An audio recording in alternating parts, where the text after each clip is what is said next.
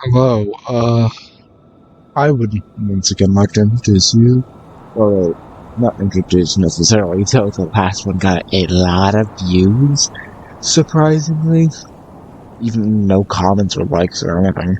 But, welcome back, or welcome to the Isle of Ancient Terrors. I'm not saying the chapter yet because I have decided I would add something.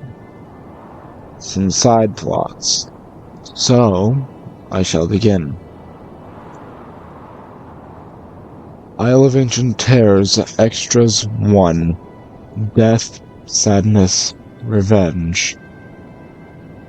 I woke up. Another day of my life. I am Gra, a resident of this island. My tale here is different from the story of Sether. I am a Neanderthal, as you may call it. I have long brown hair and a brown beard, and of course I don't wear shoes. And I wear the skin of a Smilodon I had hunted and killed as my clothes. My weapon is a spear, handcrafted by me. Though, I should get back to my story. I looked around, hearing the noises of something outside. Actually, multiple things. It all sounded like claws tapping. I knew at that point I should have lived further inside the jungle and not at the border of the desert and jungle. The cave I and my family were living in was a good cave though, so no wonder why I lived here. I grabbed my spear and ran outside of my tent and yelled to find the bodies of my children and my wife. Dead in front of me. A Utah raptor couple having killed them.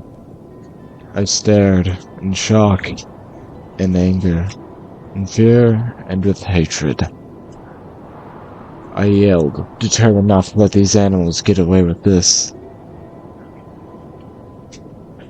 I ran at one of them and stabbed it through the skull, through its eye, landing a direct shot on its brain with all the force I put into the stab.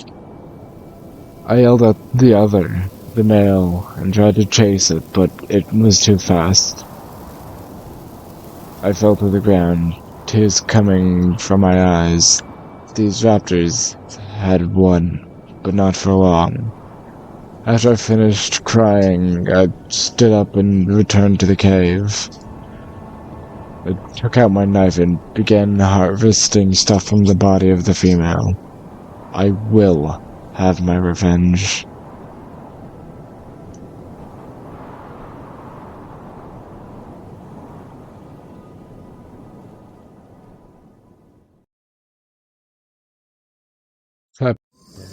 There are some more. Once again, I awoke in this nightmarish landscape, with Rosie still beside me. I sat up and looked at her appearance so I could recognize her from any other T-Rex. Her scales were gray, darker on top but lighter on her underbelly, which also bore spots of the same dark gray. She had plenty of scars, a lot of scratch marks, and many bite marks. My observations were interrupted when she woke up, looking at me with a grunt-like noise. I walked into the jungle and she let me do so. I walked for a while before sitting in a bush. Observing the area in front of me, I began the hunt. However, Rosie quickly interrupted by following me. I looked at her inside. Suddenly, she charged and killed something. I looked to see what she killed. It was a mid-sized Pachycephalosaurus, just about the size of me. She dropped it, then looked at me as if she were saying, "Come eat." I looked at it before approaching. I used my spear to try to get something I wanted, that being its spinal cord. Felt like I could use it to make a spear. She looked at me, confused. Then after a bit I used my spear to cut some of its meat. My hands are now covered in blood. I then stepped back to let her eat, and she ate whatever I didn't take. I now had a Pachycephalosaurus' spinal cord and a T-Rex's tooth. Guess I'm collecting bones now. When she was done, she walked away, back to her nest. I was about to follow when I heard a voice. "Hello? Is anybody there?" the feminine voice said. I called back. "I'm over here," I called out. Then I walked over to the voice, using my spear to make sure I could get back by making a line in the ground. I slung the spine over my shoulder. When I found the source of the voice, I saw a woman. She was wearing fancy clothes, that being a black dress, black high heels, and she also had white gloves that reached slightly past her elbows. She also had jewelry, but just a few expensive necklaces and expensive earrings. She had brown hair and light brown eyes. She looked at me. "There's someone, thank God. I thought I was alone," she says. "The dress might get you killed," I said to her. "What?" she responds with looking a bit offended. "I said it might get you killed. It'll stop you from running. The same goes for those high heels. Try to run with them and you'll sprain your ankles," I responded. "You have a point, but I don't think I'll need a run," she responds. "Whatever you say. Anyways, I need to go. Don't follow me. She might kill you," I say. "What do you mean?" she says. "Who is she? You can't just say something like that and expect me to understand," she asks. I mean that I'm going to follow this T-Rex, who is the only reason I am here right now. Because from what I can tell, I tamed her, I said. She looked shocked. "You tamed a dinosaur?" she said, looking as if I had foiled some plans she had. "Yeah, is something wrong with it?" I said to her. "No. Anyways, let me follow you. I don't want to die out here." She says, "Fine, follow me at your own risk," as I say. I helped her up, then we both went the direction Rosie went. I did so by following the trail back. Then turning to go towards the nest. When we arrived, Rosie didn't approve of this woman and roared. She then was about to bite her, but I stood on the way. Rosie stopped, realizing I didn't want the woman dead. "I see what you mean now," the woman says with fear in her voice. "You're lucky I was able to stop her," I say. Rosie sits back down on her eggs. "I forgot to introduce myself. I'm Leith Baker, but the last name only matters if we escape. And before we start any relationships, if that were to happen, I'm 25, she says. I wasn't planning on anything anyways, and your age just ensures that nothing will happen between us, I say before introducing myself to her. I'm Sether Lyons. Nice to meet you, Sether, she says, quickly interrupted by, Sappho? Sether, you left me to die, they say angrily, as they tackle me and try to grab the spear from me. Rosie roars and stands up, about to bite Sappho when I accidentally roll to be above Sappho. Sappho survived, but not without sacrifices. Those Compsognathus... I'm going to not edit this out because I kept having these kind of mistakes before, and I did it the wrong way last time I said it, but thought it was the right way. Like Compsognathus, I think. Now, let me try again. Those Compsognathus clearly had managed to do some damage, leaving a lot of bite marks and scratches. Leith kicks Sappho in the head, giving me what I need to grab the spear and point it at Sappho. There was no way I could save you. It doesn't mean you need to kill me, I say, pointing my spear at Sappho. You have tried, they respond. No, I couldn't have. Those are Compsognathus. If I killed one, they would have, in the end, swarmed the both of us. I only killed some for Rosie by surprising lone Compsognathus.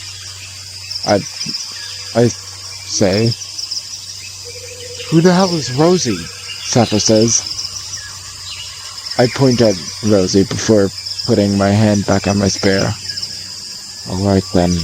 I guess you do have a point. Just don't leave me next time, Sappho says. I won't. I only left you because I had no other choice. I say, lowering my spear. You two know each other? Leith says. Yeah, they're my friend, I say. And just like that, I follow the approaching, because I spent more time hunting than I thought I did. It's night.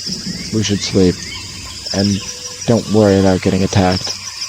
Rosie will protect us. Nothing will even get close with the knowledge of a T-Rex being around, I say. Spent some time making a knife, though, so sorry if I wake you all up. It's fine, Sappho says, clearly disappointed. Leith stays silent. And so, I now have people to talk to. Hopefully the island doesn't have other plans.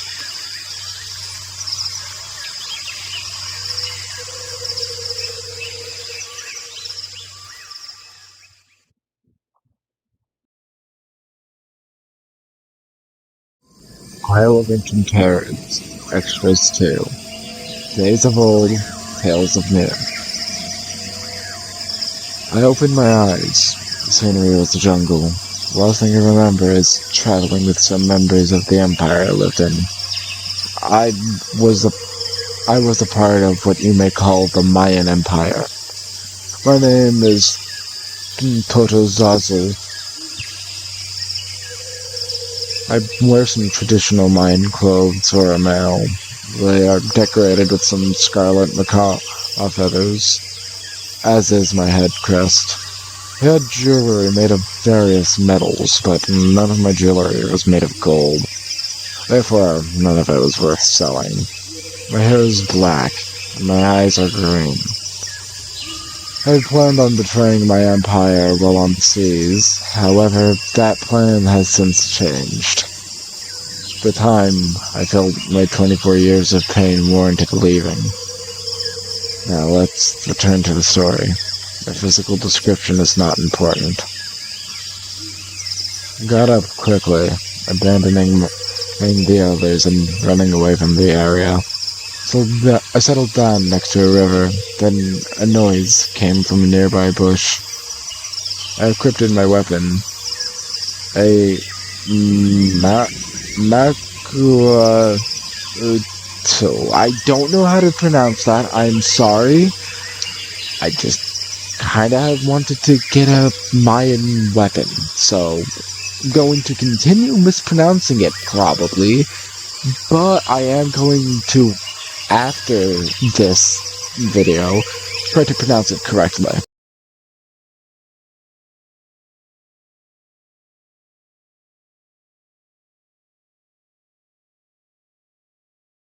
Maquawheel.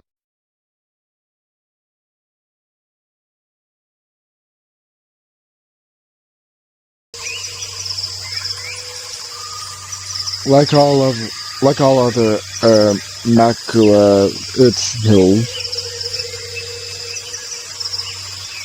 mine had obsidian blades embedded into it to make it into an actual weapon. It also featured a design with I once again do not know how to pronounce this. I'm going to have to look at how to pronounce it later. Kinichahau. The Mayan god of the sun carved into it. As I walked through the bushes, I encountered a large beast on the other side, with a shield-like structure on its head and gray horns. It didn't look like it belonged here. Furthermore, it didn't seem to be doing well. I'll help this creature. all for the sake of my survival.